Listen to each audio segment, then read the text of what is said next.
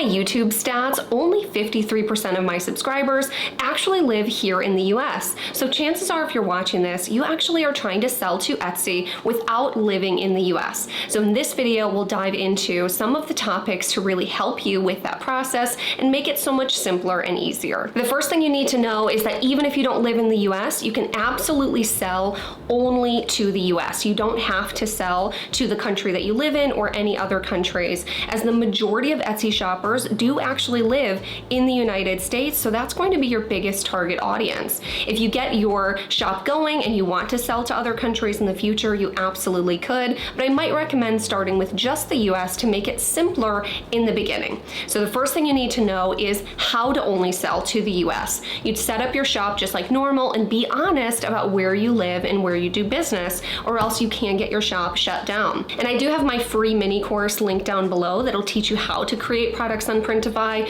and publish them to Etsy and do your shipping profiles. But once you're in there, you can come down here and you'll see your shipping profile to the United States, and then any of the countries you don't want to ship to, all you would do is just delete them just like this and save your profile. So just as simple as that. And to help me answer some of the more complicated questions that most non-US sellers want to know about, like conversion fees, taxes, and VAT fees, I invited my student Andreas to join us. He has actually recently just hit the $1 million sold on Etsy mark in his store, so he will be the perfect person to talk to because he lives in Sweden and only sells to the US. So help me welcome Andreas. Hello, Andreas. Thank you so much for joining me today for this conversation. I'm so excited for you that you've now sold over $1 million on Etsy, and you don't even live in the US. Yeah, I'm super happy to be on here, Cassie. That's so cool. I mean, what a huge accomplishment. I have been along this ride with you the entire time. And if anybody is curious about Andreas' story, I will link my interview that we did before about his whole journey to get to where he is now and his YouTube channel down below. But today we'll be kind of focusing on how to sell to just the US when you don't live here. So why don't you talk to us first a little bit about why do you only sell to the US while you live in Sweden? I only sell to the US while being in the EU or in Sweden specifically, and mainly because there are so many pitfalls in different countries that you can fall into. That's not the case with the US. US is super simple to sell to, just because they don't have the same kind of laws. So in Sweden here, for instance, or in the EU specifically, you have to provide the customer with a way for them to actually return the item within 14 days, no questions asked. Another country, I think it's Germany. I hope I'm correct here, but I think it's Germany. But they have something called a lucid packing register, which is that you have to register with that to be able to be compliant within that country. If you don't do that, you can have huge fines. And I feel it's just easier to sell where the market is the largest if you just sell it within the US. Now that we've kind of covered that, I think one of the biggest questions that I get from sellers that don't live in the US is how do you actually set up your business? Some people are worried you have to get an LLC in the United States to be able to sell. How has that worked for you, and how have you set up your business? I had a sole proprietorship when I started. And so that's what I registered my business with. So I have a sole proprietorship here in Sweden. It's called an 𝗗𝗜𝗏 here in Sweden. And it's the same equivalent to a sole proprietorship in the US. From my own knowledge, you don't need to have an American or a US business to be able to sell on Etsy. And we'll get into why later on when it comes to VAT and stuff, because that's highly correlated with this stuff.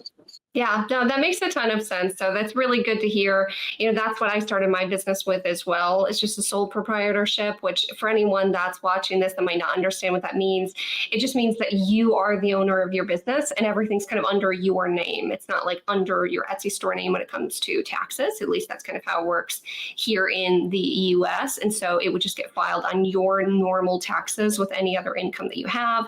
Instead of like an LLC, you'd probably file that as a separate business taxes instead of along with your personal taxes. I think it's something else interesting you were talking about earlier, and maybe we'll get more into this in the VAT section of this video, is that if you live on that side of the world, basically, you're technically working with Etsy Ireland, not Etsy US. Is that right? Yes, that's correct. Because if you ever get an email, like when you've got on a sale from Etsy, for instance, at the bottom of that email, it says, if you live anywhere apart from North or South America, this email is sent to you from Etsy Ireland, and they're like their whole VAT ID and stuff like that. So interesting.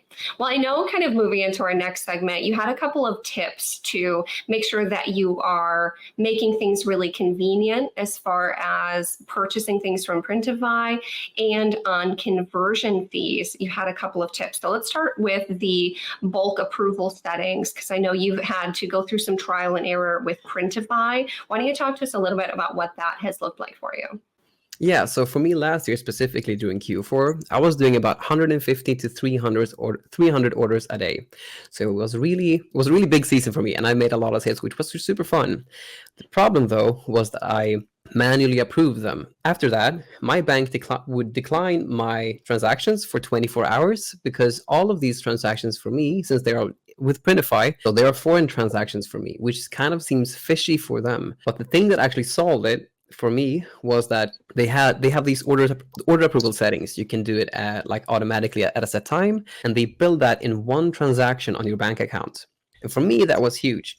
Yeah, no, I think that's great advice. Even for US sellers, your bank sometimes can decline things if you get too many transactions in one day. So going in the Printify settings and changing your order approval to go through at the same time every day, like 10 a.m. or whatever works for you, I think is just good advice all around, no matter who you are. The other part that I know that you had some good advice on to save people money was on conversion fees. Why don't you talk to us a little bit about what that's looked like for you in learning how to avoid paying so many conversion fees with the foreign transactions? Yeah, so it's really important to have like your the currency that's in your own bank within the country that you live in. That should be like the same currency within your Etsy store. Otherwise, you incur a 2.5% conversion fee on top of the sale amount. So that's kind of huge. And with credit cards, there are actually conversion fees. That's a huge part of why credit cards isn't that super like viable for us foreign sellers that's only sells within the US. Really, I think it's really important to always look out for a small conversion fee when it comes to credit cards. Yeah, I think that's the most important things when it comes to conversion fees, I'd say. Yep, that's perfect. Great takeaways. So make sure that if you are using a credit card, it has really low or no conversion fees. I know that another Canadian seller I know found a good credit card, I think through like Scotiabank or something, that has 0% conversion fees. So if you can find credit cards like that where you live, I think that'd be a perfect fit to make sure you're not paying any unnecessary fees. And I know Andreas was saying that if you sell in your currency, it will automatically translate to whatever the shopper's currency is when they're looking at it. So don't worry if you have yours set to your own currency, it will show in US dollars to US sellers. So you don't have to worry about that. So then now let's dive into the nitty gritty one that I feel like a lot of people have a lot of questions about, is the VAT. Now this may not apply to you depending on where you live, but Andreas, why don't you tell us just like a super quick explanation of what VAT is and who has to worry about it? So when it comes to VAT, all countries basically have their own, usually they have like their own versions of it. So the US has something called sales tax. The European Union has VAT. I think in Australia they have GST, but they all kind of refer to the same thing. So it's a tax that's put on top of goods and services. That's all it is. So if you sell something, like if I sell a service here in Sweden, I have to put a VAT tax on top of it. And the most important thing about to know about VAT is that end consumers pay VAT, not businesses. So if everything is set up correctly, a business shouldn't pay VAT.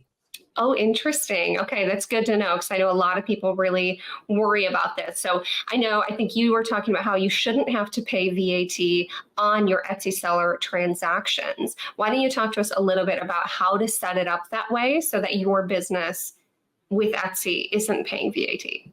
Yeah, so if I have a VAT ID, I add that into my Etsy account. Etsy will still take and remit that to the relevant tax authority. You don't have to do that whether you have a VAT ID set in your account, whether you have or not. The only difference really is that since you are purchasing services from Etsy, if you use Etsy ads, when you sell something, there's a processing fee, there's a transaction fee, is that they are selling services to you. And if you don't have a VAT ID, they have to add VAT on top of that, which you will be billed to you.